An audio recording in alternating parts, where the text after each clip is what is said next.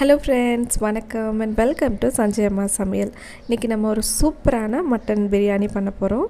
இந்த பிரியாணி பண்ணுறதுக்கு நான் இன்றைக்கி ஒரு மிக்ஸி ஜாரில் ஒரு பச்சை மிளகாய், அதுக்கப்புறமா இது கூடவே 2 துண்டு அளவுக்கு இஞ்சி, ஒரு 10லேருந்து 15 பல் பூண்டை நல்லா உரித்து சேர்த்துக்கிறேன்.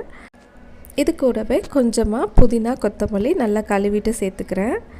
அதுக்கப்புறமா பார்த்திங்கன்னா கொஞ்சமாக, அதாவது ஒரு 1/4 ஸ்பூன் அளவுக்கு சோம்பு, 1/4 ஸ்பூன் அளவுக்கு மிளகு, ஒரு 2 ஏலக்காய், அதுக்கப்புறமா ஒரு சின்ன துண்டு அளவு பட்டை, இவ்வளோத்தையும் சேர்த்துட்டு நல்லா பேஸ்ட்டாக நம்ம அரைச்சிக்கிடணும். கொஞ்சமாக தண்ணி விட்டு நல்லா பேஸ்ட்டாக அரைச்சி எடுத்து வச்சுக்கணும்.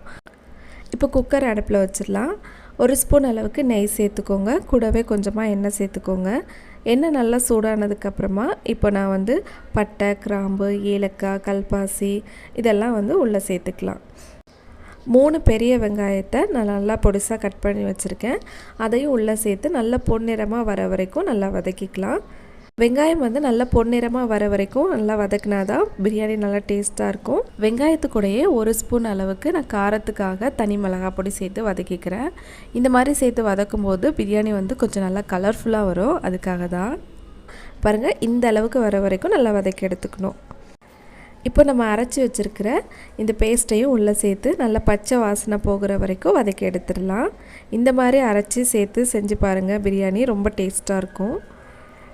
ஒரு 2 நிமிஷம் நல்லா வதக்கிக்கலாம். இப்போ நான் 3 பெரிய தக்காளி பழத்தை நல்லா கட் பண்ணி உள்ளே சேர்த்துக்கிறேன். வெங்காயம் எந்த அளவு எடுத்துக்கிட்டேனோ அதே அளவு தக்காளி பழம் சேர்த்துக்கிறேன். தக்காளி பழம் சேர்த்த கையோடு கொஞ்சமாக உப்பு சேர்த்து நல்லா வதக்கிடலாம். நம்ம உப்பு சேர்த்து வதக்கும் போது சீக்கிரமாக தக்காளி பழம் நல்லா வதங்கிரும்.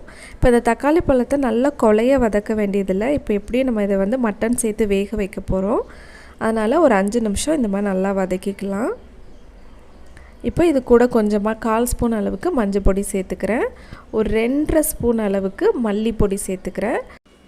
ஏற்கனவே 1 ஸ்பூன் அளவுக்கு தனி மிளகாய் பொடி சேர்த்துட்டேன். வெங்காயம் வதக்கும் போது நீங்கள் காரம் அதிகமாக சாப்பிடுவீங்க அப்படின்னா 1 ஸ்பூன் அளவுக்கு இப்போ சேர்த்துக்கோங்க. நான் குழந்தைக்கு கொடுக்குறனால எப்போவுமே காரம் கொஞ்சம் கம்மியாக தான் சேர்த்துப்பேன். இப்போது நம்ம இதில் ஒரு 1/2 கப் அளவுக்கு தயிர் சேர்த்துக்கலாம். நல்லா கெட்டியான தயிராக சேர்த்துக்கோங்க. சேர்த்து அதை நல்லா வதக்கி விட்டுருங்க. நல்லா கிண்டி விட்டுடலாம்.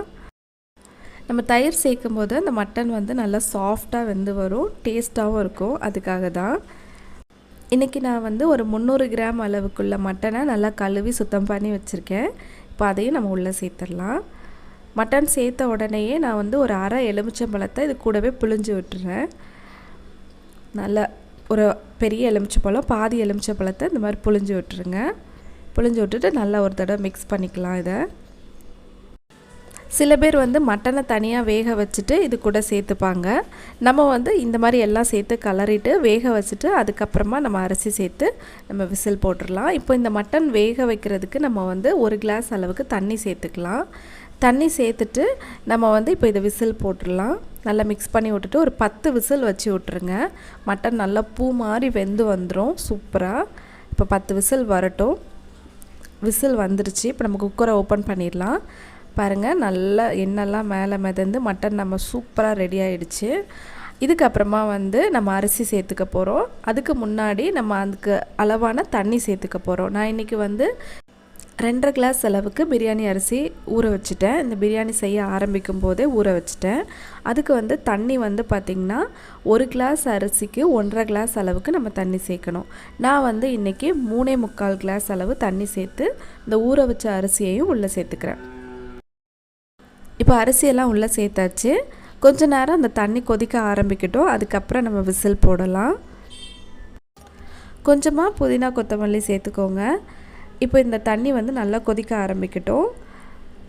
1/2 ஸ்பூன் அளவுக்கு நெய் சேர்த்துட்டு அதுக்கப்புறமா நம்ம விசில் போட்டுடலாம். நெய் சேர்க்கும் போது நல்லா வாசமாக இருக்கும். நல்லா அந்த பிரியாணி வெந்து அந்த விசில் வரும்போது நல்லா வாசமாக இருக்கும். அதுக்காக தான். இப்போது குக்கர் மூடியை க்ளோஸ் பண்ணிடலாம். கரெக்டாக ஒரு 2 விசில் வரட்டும். அதுக்கப்புறமா நம்ம ஓப்பன் பண்ணி பார்க்கலாம். இப்போ 2 விசில் வந்துடுச்சு. நம்மளோட பிரியாணி ரொம்ப சூப்பராக வெந்து வந்திருக்கு. நம்மளோட பிரியாணி ரொம்ப சூப்பராக ரெடி ஆகிடுச்சு. நீங்களும் கண்டிப்பாக இந்த மாதிரி செஞ்சு பாருங்கள். என்னோடய சேனலை இன்னும் நீங்கள் சப்ஸ்கிரைப் பண்ணாமல் பார்க்குறீங்கன்னா மறக்காமல் சப்ஸ்கிரைப் பண்ணி பாருங்கள். இவ்வளோ நேரம் இவ்வளோ பொறுமையாக இந்த வீடியோவை நீங்கள் பார்த்ததுக்கு ரொம்ப நன்றி.